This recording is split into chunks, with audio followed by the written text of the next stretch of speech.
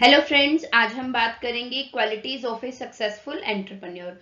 मतलब एंटरप्रेन्योर जो है उसकी क्या क्या क्वालिटीज होनी चाहिए जो कि उसको एक सक्सेसफुल एंटरप्रेन्योर बनाती हैं।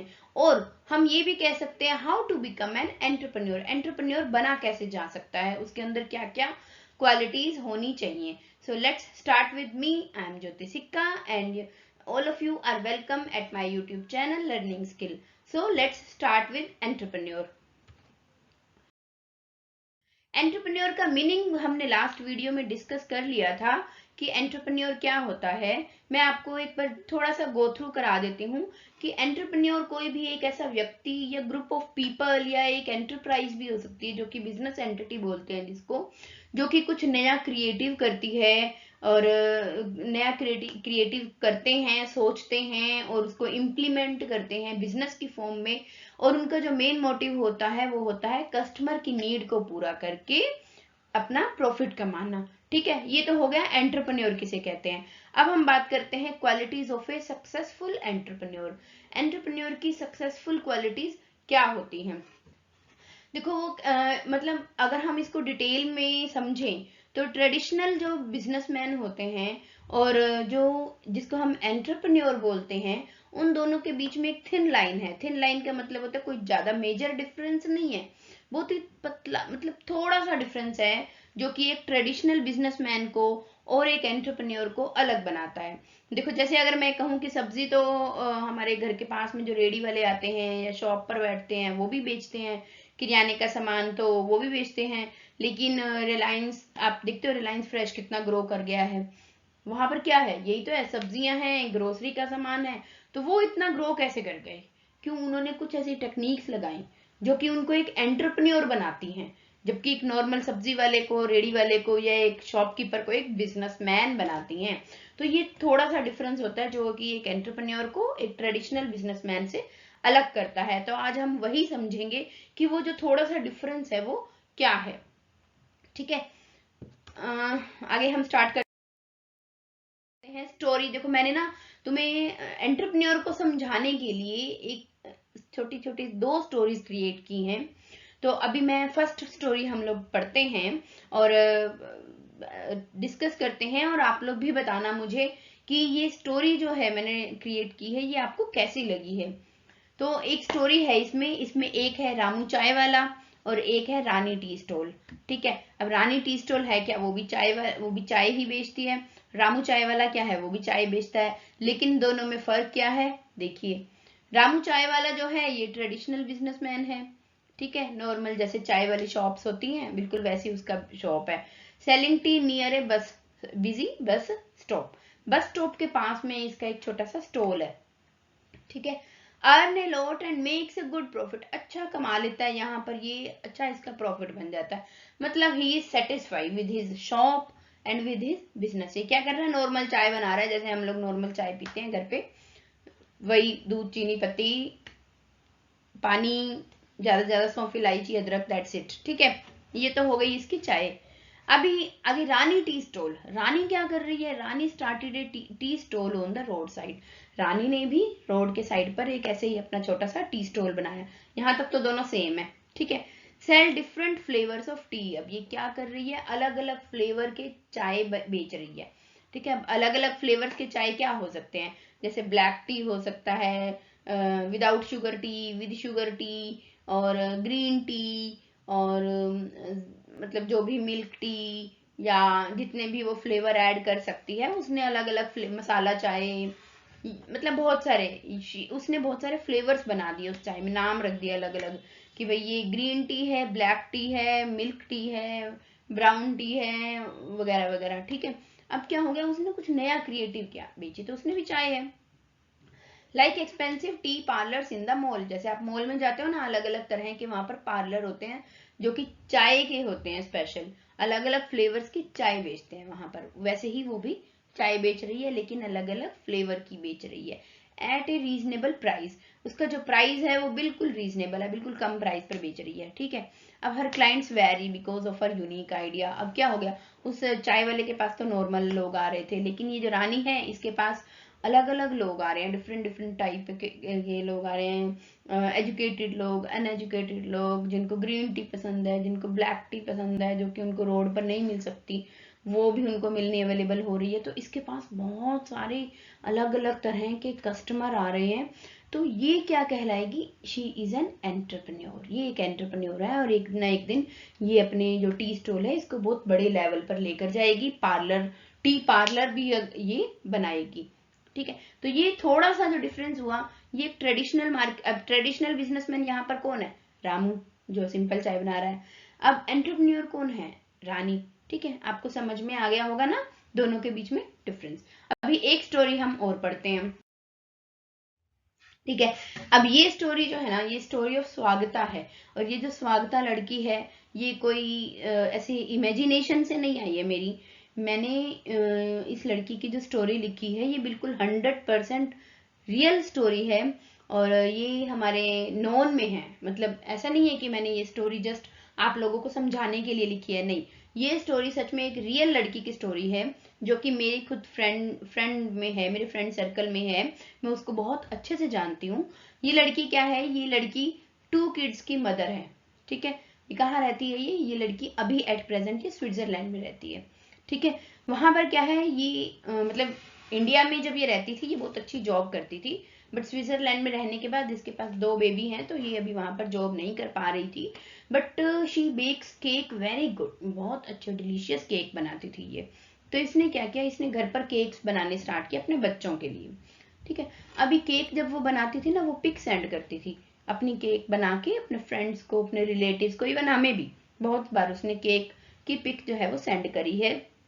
ठीक है, अब कुछ लोगों को केक इतने पसंद आते थे कि वो इसको ऑर्डर करते थे कि आप प्लीज हमारे घर में बर्थडे है तो आप हमें केक बना कर दो। धीरे धीरे इसके बाद बहुत सारे ऑर्डर्स आने लग गए और इसने अपने आप को ना ई शॉपिंग जो होता है, ई शॉपिंग साइट्स होती हैं जैसे अमेजोन वगैरह, जहाँ पर भी केक वगैरह अवेलेबल हो सकते हैं, लाइक स्विगी है या जोमेटो है, वहां पर इसने अपने आप को रजिस्टर कराया। और अभी इसके पास बहुत अच्छे ऑर्डर्स आते हैं एंड डेली एटलीस्ट 1 2 4 ये केक रोज बना लेती है और सेल करती है और अर्निंग ए गुड प्रॉफिट। अपने बच्चों का बहुत अच्छे से ध्यान भी रख रही है और केक भी सेल कर रही है। तो शी इज एन एंटरप्रेन्योर। ठीक है, अब ये जो एक छोटा सा क्रिएटिव आइडिया था, इसने इसको एक हाउसवाइफ से एक एंटरप्रेन्योर भी बनाया। तो आई थिंक आपको ये वाली स्टोरी बहुत अच्छे से समझ में आ गई होगी एंड हम लोग अब एंटरप्रेन्योर का मीनिंग भी बहुत अच्छे से समझ चुके हैं। अब आगे हम डिस्कस करते हैं इसकी क्वालिटीज ऑफ ए एंटरप्रेन्योर। देखो अभी स्टोरी से भी हमें बहुत सारी क्वालिटीज समझ में आ गई हैं। हम वन बाय वन उन क्वालिटीज को एक बार डिस्कस करते हैं।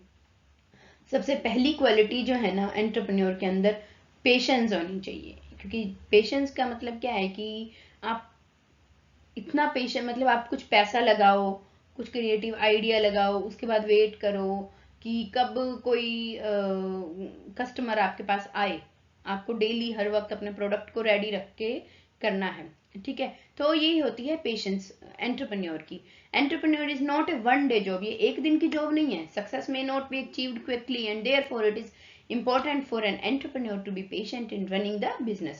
मतलब आप एक दिन में ये सोचो कि मैंने तो आज बिजनेस शुरू किया, 2 दिन में 4 दिन में मेरा बिजनेस ग्रो कर जाए, ऐसा नहीं होता है। इवन हम लोग जो यूट्यूबर्स हैं, हम लोग अपनी वीडियोस बनाते हैं। और जब मैंने, मुझे बहुत अच्छे से याद है जब मैंने अपनी वीडियोस बनाई थी और स्टार्ट किया था मैंने, तो कभी कभी 1 या 2 सब्सक्राइबर आते थे और वो बहुत बहुत ही अच्छा लगता था। मतलब यू कैन से कि हम लोग भी एज ए यूट्यूबर हम एंटरप्रेन्योर ही हैं। तो हम लोग अपना इन्वेस्टमेंट कर रहे हैं, अपना टाइम लगा रहे हैं, अपनी एनर्जी लगा रहे हैं। पूरा सेटअप किया हम लोगों ने यूट्यूब में वीडियो बनाने के लिए, अपना लैपटॉप खरीदा, कैमरा खरीदा, माइक खरीदा, so many things were there. एक सेकंड, अपना माइक लगाना भूल गई हूँ।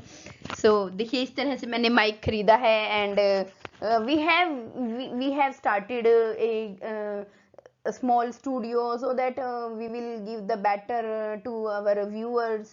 तो हम भी एक एंटरप्रेन्योर हैं और सबसे पहली क्वालिटी जो थी हम में वो थी पेशेंस। ठीक है, हमने पेशेंस के साथ इस काम को शुरू किया। आगे जो है इसकी एंटरप्रेन्योर की नेक्स्ट क्वालिटी होनी चाहिए, हार्ड वर्किंग होना चाहिए, नेवर गिविंग अप होना चाहिए एंड प्रिजर्वेंस होना चाहिए। देखो हर बिजनेस के अंदर फेलियर्स भी आते हैं, रिस्क भी होता है, तो उसको हार्ड वर्किंग लगातार प्रयास करते रहना चाहिए। ऐसा नहीं है कि आपने काम शुरू किया आपको सफलता मिल ही जाएगी, कोई श्योरिटी नहीं है, हो सकता है फेल भी हो जाओ। तो आपके अंदर हार्ड वर्किंग अगर होगे तो आप अगर एक बिजनेस में फेल हो जाओगे तो आप नेक्स्ट बिजनेस करने की आपके अंदर शक्ति आ जाएगी, आपके अंदर कुछ लर्निंग आ जाएगी कि हाँ यहाँ पर ये गलती की थी, इस बार मैं ये गलती नहीं करूंगा। तो अर्निंग आए चाहे ना आए लेकिन लर्निंग जरूर आएगी आपको, ठीक है। Therefore an entrepreneur needs to work hard till it becomes successful। बार बार उसको प्रयास करते रहने पड़ेंगे जब तक वो सक्सेसफुल ना हो जाए। क्रिएटिविटी होनी चाहिए एंटरप्रेन्योर के अंदर, able to see a problem from different perspective. अलग अलग तरह से उसको डिफरेंट पर्सपेक्टिव्स देखने चाहिए, कहाँ से कोई नई अपॉर्चुनिटी उसको मिल सकती है। Come up with original and creative solutions, उसको ओरिजिनल और क्रिएटिव सॉल्यूशंस के साथ मार्केट में आना चाहिए। ऐसा नहीं है कि उसके पास कुछ नया ना हो, नया होना चाहिए डेफिनेटली। मतलब सेम तरह का अगर कोई मार्केट में प्रोडक्ट आ रहा है और आप भी सेम तरह के प्रोडक्ट बेच रहे हो और सेम ही तरीका यूज कर रहे हो तो जरूरी नहीं है कि आप सक्सेसफुल होगे। Recognize an opportunity in problem, opportunity को प्रॉब्लम में recognize an opportunity in a problem, मतलब अगर आप प्रॉब्लम में हो या कोई और प्रॉब्लम में है तो वहां पर भी आप अपॉर्चुनिटी ढूंढ सकते हो। जैसे ये अगर हम यूट्यूब की ही बात करें तो कोरोना के दिनों में सब लोगों का बिजनेस बंद हो गया था, क्लासेस बंद, स्कूल बंद, कॉलेजेस बंद, इंस्टीट्यूट्स बंद, सब कुछ बंद। अब यहाँ क्या हुआ, बहुत सारे नए लोग जो हैं वो इसमें वीडियोस अपलोड करने लग गए, धीरे धीरे इतना ग्रो किया सब लोगों ने। तो ये क्या है, ये क्रिएटिविटी है जो प्रॉब्लम के बीच में भी जिसने सोचा उसने कर लिया, ठीक है। फाइंड एन इनोवेटिव सॉल्यूशन, मतलब ऐसा नहीं है कि प्रॉब्लम्स किसी की लाइफ में नहीं आती हैं, सभी की लाइफ में आती हैं, लेकिन उससे जो इनोवेटिव सोचता है वो ही एंटरप्रेन्योर कहलाता है। कॉन्फिडेंस होना चाहिए, an entrepreneur needs to be very confident. अगर एंटरप्रेन्योर के अंदर कॉन्फिडेंट नहीं है तो वो सक्सेसफुल नहीं हो सकता। Take decisions about their business, अपने बिजनेस के बारे में उसको डिसीजन लेने की कैपेसिटी होनी चाहिए। An entrepreneur needs to communicate confidently, अगर वो बात कर रहा है अपने कस्टमर से, अपने सप्लायर से, अपने वर्कर से, तो कॉन्फिडेंटली बात करना चाहिए। अगर कुछ फेलियर्स हो गए हैं, कुछ नुकसान हो गया है तो भी उसको कॉन्फिडेंट रहना चाहिए कि हाँ हम कवर कर लेंगे। जैसे स्वागता का मैंने बताया था आपको story, Swagata was confident about the quality of her cakes, उसको कॉन्फिडेंस था कि जो अगर मैं पिक भेज रही हूँ अगर कोई मंगवाएगा तो मेरी क्वालिटी जो है वो केक की वो बेस्ट है, तभी तो उसके पास और ज्यादा ऑर्डर आएंगे ना, वरना अगर क्वालिटी अच्छी नहीं होगी तो क्या होगा, एक बार कोई ऑर्डर करेगा दोबारा कोई नहीं करेगा, ठीक है। This led to her success, उसकी जो कॉन्फिडेंस था उसी ने ही उसको सक्सेसफुल बनाया। और open to trial and error होना चाहिए, जो भी एंटरप्रेन्योर है open to trial and error का ये मतलब होता है कि आप बार बार प्रयास करो, बार बार ट्रायल लो, बिजनेस के अंदर नए नए तरीके ढूंढो। जैसे कि आप कुछ, अगर आपका होटल है वहां पर आप कुछ बना रहे हो तो उसको और ज्यादा अच्छे तरीके से, नेक्स्ट डे और ज्यादा कुछ नया, नेक्स्ट डे और ज्यादा कुछ नया, मतलब इस तरह से इनोवेटिव रहना चाहिए हर वक्त। गलतियां होंगी कोई बात नहीं, गलतियों से सीखो, अगली बार उससे बेटर करो। पॉजिटिविटी होनी चाहिए, मतलब ऐसा नहीं कि अगर मैं एक बार फेल हो गया, अरे अब तो मैं फेल हो गया, अब तो मैं कुछ नहीं कर सकता, सब लोग मेरे से आगे निकल जाएंगे, मैं तो पीछे रह जाऊंगा, ऐसा उसके अंदर बिल्कुल भी नहीं होना चाहिए। उसके अंदर पेशेंस और पॉजिटिविटी दोनों ही चीजें होनी बहुत जरूरी हैं। An entrepreneur has to think positively even when he she takes a big risk, जब भी वो बड़े बड़े रिस्क लेगा तभी उसको अपने अंदर पेशेंस रखकर पॉजिटिविटी के साथ काम करना होगा।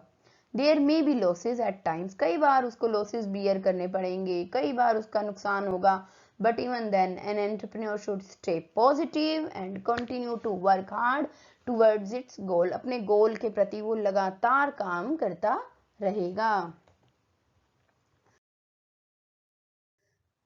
अभी देखो कितनी सारी क्वालिटीज हम लोगों ने एंटरप्रेन्योर की डिस्कस कर ली हैं, ठीक है। अभी थोड़ा सा मैंने होमवर्क दिया है आप लोगों के लिए, ये है क्वेश्चन टाइम, ठीक है। आगे से मैं ट्राई करूंगी, हम हर वीडियो में एक क्वेश्चन आपको जरूर देंगे, लेकिन डिपेंड करते कि आप लोगों का रिस्पॉन्स कैसा आएगा, ठीक है। अभी मैं इस वीडियो में क्वेश्चन दे रही हूँ एंड मैं सच में मतलब यही चाहती हूँ कि आप लोग प्लीज़ रिस्पॉन्स ज़रूर करना, ताकि मुझे भी लगे कि हाँ आप लोगों को कुछ समझ आ गया है। और इसको कहते हैं 2 वे इंटरेक्शन हो रहा है, मतलब मैं कुछ समझा रही हूँ, आप समझ रहे हो, आपको कुछ समझ में नहीं आ रहा है, आप पूछ रहे हो, या हो सकता है आपको कुछ नया पता हो जो मुझे ना पता हो, ऐसा भी हो सकता है। तो वो आप प्लीज़ कमेंट बॉक्स में लिखना, ठीक है। अभी ये क्वेश्चन पढ़ो और इसका आंसर जल्दी से जल्दी इस वीडियो के खत्म होने पर ही कमेंट में जरूर लिखना, ठीक है। मैं हर क्वेश्चन का आंसर पढ़ूंगी और कमेंट में भी मैं भी जरूर लिखूंगी कि मुझे वो आंसर कैसा लगा, ठीक है। Have you faced any failure, if yes what. मैंने पहला क्वेश्चन पूछा है कि क्या आप लोगों ने अपनी लाइफ में कभी कोई फेलियर फेस किया है। अगर नहीं किया है तो सोचो, क्योंकि लाइफ में ऐसा कभी कोई नहीं हो सकता जिसने कोई भी फेलियर फेस ना किया हो। और अगर सच में किया है, जो आपको लगता है कि हाँ ये मेरा फेलियर था, तो आप उसको कमेंट में लिखना। And how did you overcome this difficulty, और उस फेलियर को आपने कैसे ओवरकम किया, किस तरह से आप बाहर निकले उससे, ठीक है। अब इसमें फेलियर्स में ये भी हो सकता है कि जैसे कुछ बच्चे बोलते हैं मुझे हेजिटेशन होती है बात करने में, तो ये भी फेलियर था। उसके लिए मैंने क्या किया, मैंने लोगों के साथ मिलना शुरू कर दिया, ये एक तरीका था। ये मैंने आपको एक एग्जांपल दिया है, लेकिन आप लोग अपनी तरफ से अपने फेलियर्स, देखो फेलियर लिखने में बिल्कुल भी शर्म नहीं करनी चाहिए, ऑनेस्टली, ठीक है। फेलियर लिखोगे तभी आपको पता चलेगा कि मैंने उसको ओवरकम कैसे किया, और इससे आपके कॉन्फिडेंस भी और ज्यादा बिल्डअप होगा, ठीक है। So thank you very much, आप लोगों ने मुझे सुना एंड मेरी वीडियोस को पसंद करते हैं आप सभी लोग, तभी मुझे इतना सारा कोऑपरेशन मिलता है, इतना सारा प्यार मिलता है। Thank you so much for watching, please like share and subscribe my channel. Thank you.